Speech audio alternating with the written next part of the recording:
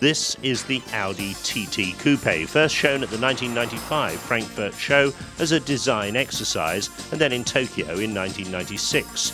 Such was the reception of the car by press and public that Audi decided to put it into production. Of course, the name of the Audi TT game is aerodynamics. This is one of the most aggressively, sleekly styled cars ever to come out of the Audi factory.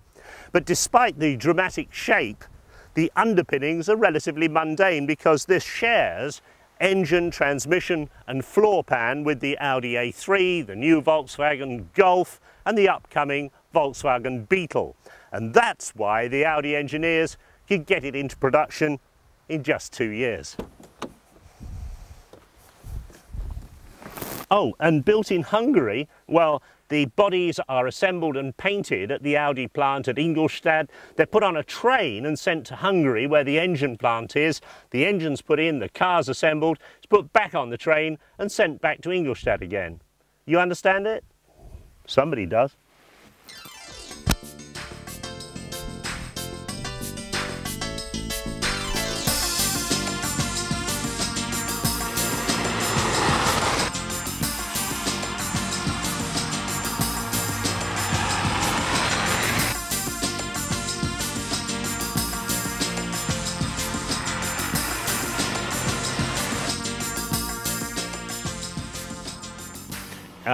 Out here in Italy, blazing up and down the Italian roads, the Germans are showing us cars here, and they've shown us a two-wheel drive. You've decided not to take that in the UK. Why not? That's right, because we felt this was such a statement for Audi that we wanted to combine the heart of Audi, which is Quattro. When you say to people Audi, almost the next word is Quattro.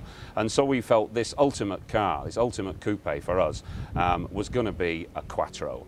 And our customers who we've researched into this absolutely agree with us. So the TT will only be a Quattro car. Audi customers are old buffers. I mean, they're all in their 50s and 60s. They won't go for something like this, surely. Oh, that's a very old view, Chris, of the customer makeup. Our customer profile has changed quite dramatically over the last few years. We've seen our sales go from 19,000 a year up to what will be 40,000 this year. So we're attracting a much, much younger view of that profile, that customer, and our new customer profile. Will be very, very attracted to this. And I actually think some of what you disparagingly called old buffers, Chris, will also be very interested in it. Well, we're the ones with the money, you see, that's what it is. Inside, the car is as obviously styled as the exterior. This dimpled aluminium trim theme is repeated everywhere. Door handles, steering wheel, air outlets, gear stick surround, even the pedals are mock-ups of racing car competition design. The leading edge of the screen gives a very low-browed feel to the car, and at some city centre traffic lights I know, you're going to have to be leaning forward and peering up to see the red. However, the test for a car that simply shouts its sporting aspirations so loudly is, does it go? In the case of the TT, well, need you ask. This car has the 180 brake horsepower turbo 1.8 5-cylinder engine. Well proven but refined and developed for this installation. Four-wheel drive Quattro transmission, of course, as you'd expect for an Audi. The maximum of 140 miles an hour and 0 to 60 around 7.5 seconds. That's not quick enough for you. Well, there's a 225 brake horsepower version of the same engine, 150 mile an hour top speed and a second quicker to 60. Amongst the many cars that I've driven, none, not even the supercars, have been so drop-dead gorgeous, so stunning, such a crowd puller as this, the new Audi TT. Now, if Citroën can use a supermodel like Claudia Schiffer to advertise a mundane Zara, imagine the stunner that Audi would have to come up with to advertise this TT. It's a car I've waited a long time to drive, the excitement of waiting for it to arrive, that first blast down your favourite country lane. And when it's parked up, the sort of crowds it attracts to take a good look is amazing. Very few cars elicit that sort of respect these days. But, and I'm afraid that there is a but, despite its stunning looks, this 180 brake horsepower TT is not quite the car that you'd hoped for in terms of driving performance. Now, I've driven it every day for the past week. Don't get me wrong, it's not a bad car. but there are one or two minus points. The power plant is my main gripe about the car. This is the same 1.8 turbocharged engine that Audi use in the A3, but with more power in this case, 180 brake horsepower. And unfortunately, it just doesn't feel that quick on the road. Sure, if you came from a less powerful car into this one, you'd be happy, but come from a similarly powered car, and I think you'd be rather disappointed. There will be two versions though, this and the 225 brake horsepower version available soon. The TT shares the same platform as the VW Golf, the Audi A3 and even the Skoda Octavia. It's all part of the VW Group's vision for the years ahead. But at the end of the day, you don't notice any of that, so I can't see any drawbacks. The TT has stayed virtually the same design as the original concept shown at the 1995 Frankfurt show. Very little cars manage that, and it's testament to Audi's foresight and courage. Next in the range is the TT Roadster two-seater, probably available early 2000. My impressions of the TT to drive are on the whole very good, apart from this particular model just being a little underpowered. There's no kick in the back acceleration, it doesn't exactly roar away from the lights, but it feels a superbly poised car to drive when you push it hard and have a bit of fun. It does feel very safe and secure, of course thanks to Audi's four-wheel drive Quattro system. It corners and handles superbly. You'd be hard-pressed to get this car out of shape, but of course you can't defy the laws of physics. Push any car hard and be silly in it, and you'll probably end up in the bushes. Now, our test car doesn't seem to be running quite as smoothly as we would have hoped. There seems to be a little hesitation and accelerating as if something's missing slightly. Also have to say that the gearbox of the TT is not as slick and as smooth as we've come to expect from Audis. It's rather notchy going across the gate, particularly the shift from first to second, which makes no fun in accelerating hard. The brakes are excellent, the steering is nicely weighted with just the right amount of feel. Inside the cabin, it's very, very well equipped with, well, we've got electric windows, a quality stereo system, climate control, heated seats, adjustable steering wheel, and leather seats all as standard. In fact, there's very little that you can add as an extra on this particular 180 brake horsepower model. Now, I'm 6 foot, and I suspect that anybody over about 6'1", 6'2" may find the interior a bit cramped and a bit claustrophobic. Also, it's got two occasional rear seats in the back. That's the best way to describe them, occasional. My 6-year-old son had a short journey in one of those back seats at the weekend, which was okay, but not ideal for long journeys. So, if you wanted a TT, well, the news is that the wait from your local Audi dealer could be anything up to 10 months. The order banks are full. Don't worry though, residual values when they start coming through on the used market should be absolutely excellent. This TT has no real direct rival to pit it up against. It's great fun to drive, it's tremendous value for money, and believe me, you'll be the envy of your neighbours. But my advice would be to wait for the 225 brake horsepower version of the TT. That should be a real beauty, or of course, the TT Roadster when that comes out. But like it a lot.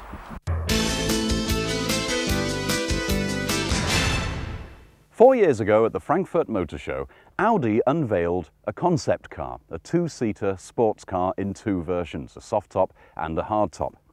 And everybody looked at it and said, yes, it's absolutely wonderful, but they'll never build it because Audi build dull but worthy saloons such as the Audi 80 and the Audi 100. However, just a few years later, they decided that they would prove everybody half wrong by releasing the Audi TT Coupe. And now they've proved everybody, the doubting Thomases at least, totally wrong, because here is the Audi TT Roadster with that soft top. And let me tell you, it is extraordinarily close to that original concept car that they showed at the motor show. Now, we're here in Italy, so Italy kind of fancies itself really as being the birthplace of style. They are the kings of style. There's a village just down there in the valley behind me. Let's go and find out what the king thinks of the young pretender to the throne.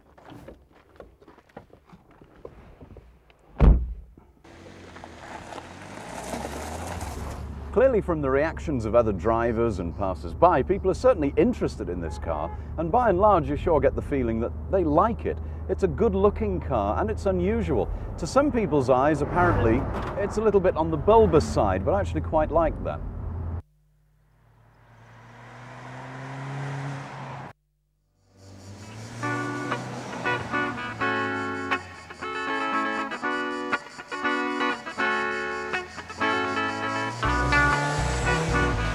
not quite so sure about though is the seats. Now don't get me wrong, nothing wrong with the design of them, they're perfectly comfortable, but A, I don't particularly like the colour of the trim in this vehicle, but there are other colours available. And secondly, this sort of baseball style stitching on the edges here really doesn't do a lot for me. You might like it, and full marks to Audi though for offering it. They've really been very, very brave, very adventurous with this car. Full marks to them for that.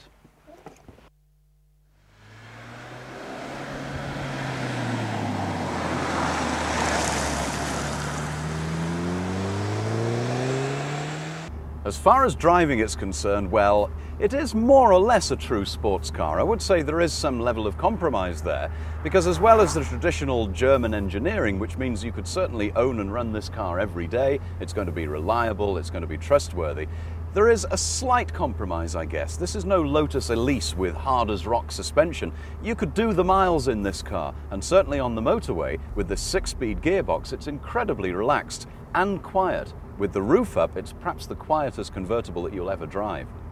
All the Audi TTs, Coupes and Roadsters that are coming to the UK are permanent four-wheel drive, the Audi Quattro system, which gives it incredible cornering ability.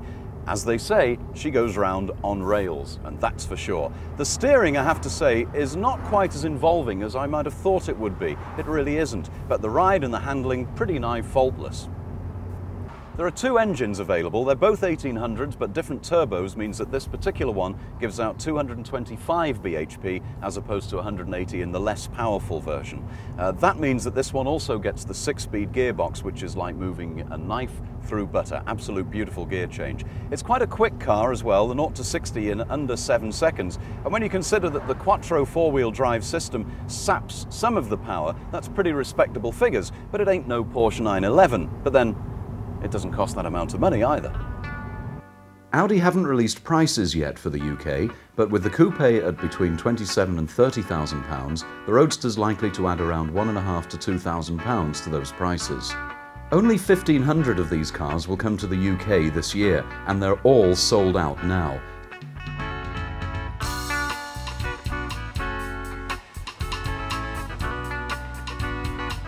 Well, let's face it, it's probably most people's dream, including mine, to have a beautiful bit of kit like this to play with for a day or two. 30-odd thousand pounds worth of sports car and racing up and down the Italian mountains. It was an absolute joy, I have to say. However, I've now come back into town, and guess what? It's raining again.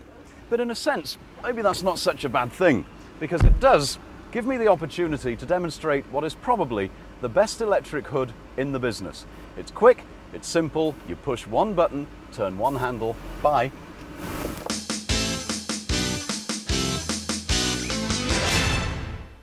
The award-winning coupe is a jaw-dropping design triumph. A friend of mine who recently went to a supermarket car park came back an hour later to find around 20 people stood there gawping at this gorgeous car. The response we've had to the TT has been absolutely fantastic, and I think that's principally around the styling of the car.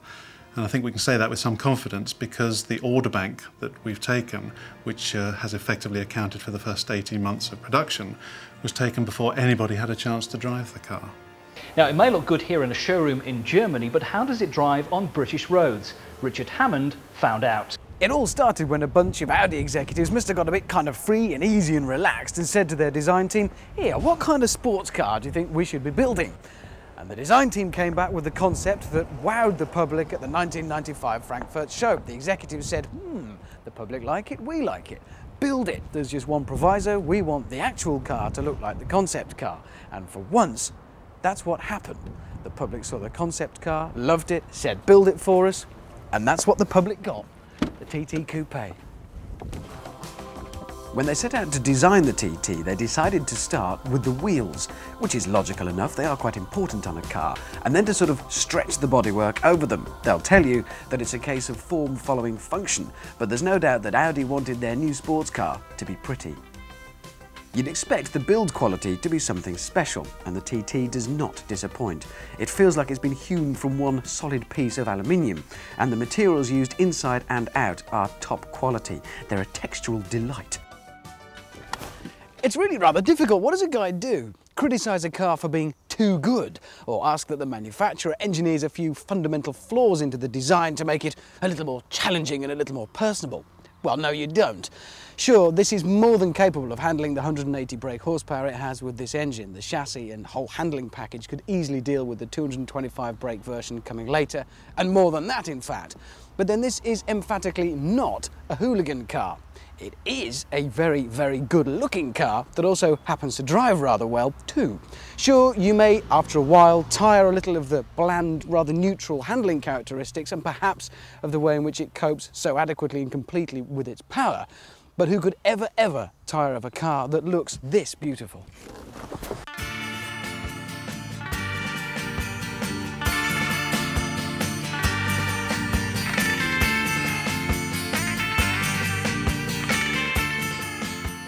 Once underway, it's no surprise, just one look at the car will tell you roughly how it's going to handle. It's very flickable, very turnable, direct steering, those minimal overhangs front and rear that give the car its shape from the outside are more than just image. They actually serve the purpose of keeping all the weight between the wheels, which means it's much easier to control and you don't get any pendulum effects through the corners. And through those corners, Audi's extremely complex now four-wheel drive system, redistributing the power and traction to front or rear wheels according to demand, effectively operating as really a rather sophisticated traction control system, which is great. There's no doubt about it. It's very hard to chuck this car at the scenery. Very hard. There are occasions when you'd quite like to feel like you might be able to. In fact, I find myself thinking that it's a bit like a lot of life. You get given something only for it to be taken away. In this case, Audi give you an incredibly agile chassis based on the very popular A3. They give it a really good tractable engine, but then they give it so many technical wizardry and gizmos that you can't possibly get the thing into trouble. And you do find yourself after a while trying to get it into trouble and get the car out of shape. And try as you might, you can't.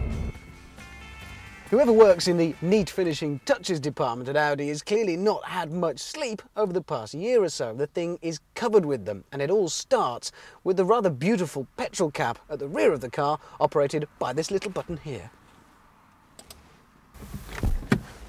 And then you can't even cross the threshold without first encountering this beautiful little TT bash plate. And immediately we see the shape of the petrol cap with its Allen bolts around the edge reflected everywhere. For a start, in the door handle and in the lower part of the door handle as well.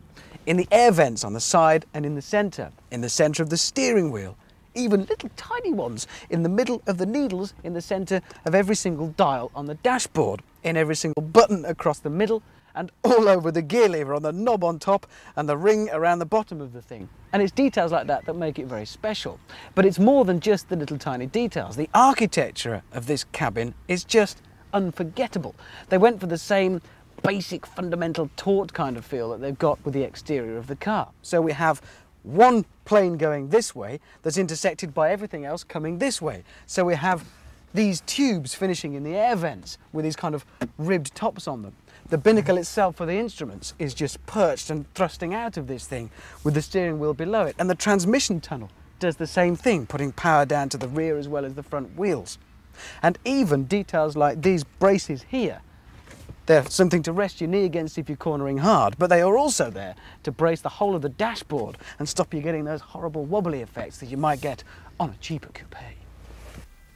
Audi expect the more powerful TT to be the big seller, with a split of 80% of sales going to the 225 brake horsepower version and the 180 brake version taking the remaining 20%. They only anticipate selling 1,000 in this, its first year. Next year, its first proper full year, they expect about 1,300. Pricing is fairly simple. There are only two versions. £26,000 will get you behind the wheel of the 180 brake horsepower version. £29,000 will get you behind the wheel of the more powerful 225. Optional extras are limited to pretty much a choice of bigger wheels on the smaller car, and that's it.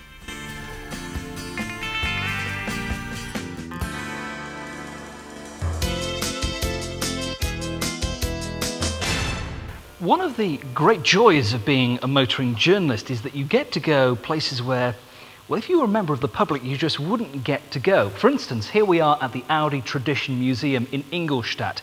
This isn't normally open to the public. We're allowed here today to look at these wonderful cars.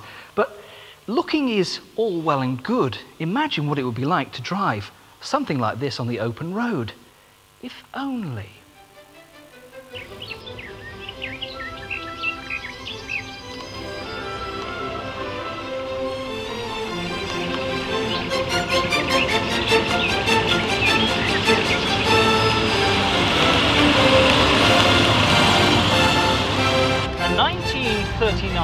Audi 920 Convertible. It must have been at the time the bee's knees. A 6-cylinder engine, 2.5 litres, producing about 70 brake horsepower, would get you to a top speed of around about 70 miles an hour. Now these cars were produced between 1938 and 1940. Of course, the war would have affected production greatly, and they really are quite fun to drive. It gets a bit of getting used to. The brakes are very, very sharp. There's hardly any room for your foot on the accelerator pedal, especially if you're wearing rather big shoes like I am today, but once you sort of get used to it and come to a stop, it's all right.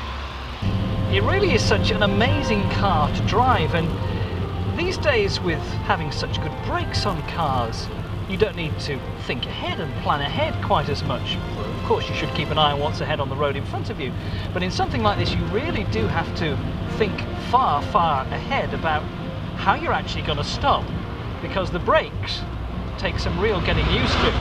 You put your foot down and nothing much happens from about 30 miles an hour. So beware seems to be the key thing to say about driving a car like this.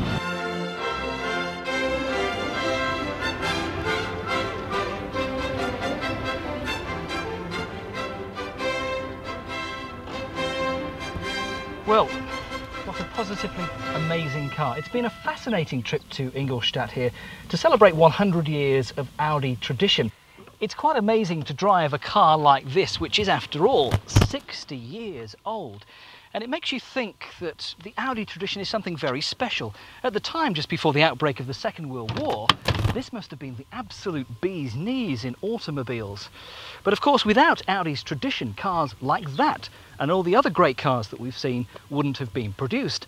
And cars like this, the stunning TT, also wouldn't have been produced. That car is, well, it's rather difficult to drive for somebody who's not used to the lack of power steering and lack of power brakes and things like this. This car makes you incredibly lazy, but I'm driving home in this all the same.